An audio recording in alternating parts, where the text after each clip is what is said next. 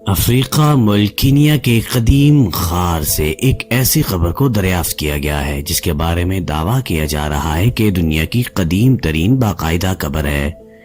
اس قبر کو آج سے 78,000 سال پہلے بنایا گیا تھا۔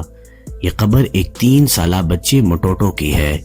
جو صرف 3 سال کی عمر میں طبی موت مر گیا تھا۔ قبر کینیا میں آثار قدیمہ کے حوالے سے مشہور مقام پنجا یا سائیدی میں ایک غار کے دہانے پر ملی ہے۔ ریڈیو، کاربن تاریخ نگاری اور دیگر تکنیکوں کے استعمال سے اس قبر کے زمانے اور بچے کی عمر کے بارے میں تو اندازہ لگا لیا گیا ہے، لیکن بچے کی ہڈیاں اس قدر بوسیدہ ہو چکی ہیں کہ ان سے یہ پتہ نہیں چل رہا کہ وہ لڑکا تھا یا لڑکی۔ قبر کی ترتیب سے ظاہر ہوتا ہے کہ پہلے قبر بنائی گئی ہے،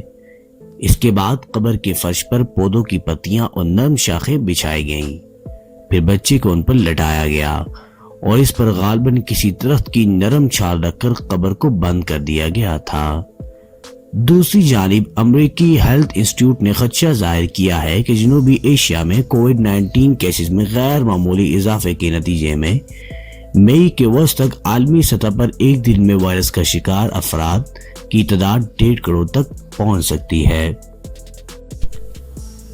ڈان اخبار کی رپورٹ کے مطابق یونیورسٹی آف واشنگٹن کے ہیلتھ میٹرکس اور تشخیصی ڈپارٹمنٹ نے کہا ہے کہ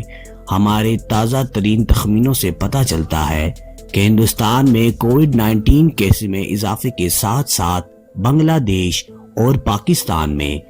کیسز میں اضافے کے نتیجے میں دنیا بھر میں وائرس سے متاثرہ افراد کی ایک دن میں تعداد 1.5 کروڑ تک پہنچ سکتی ہے، اور یہ رپورٹ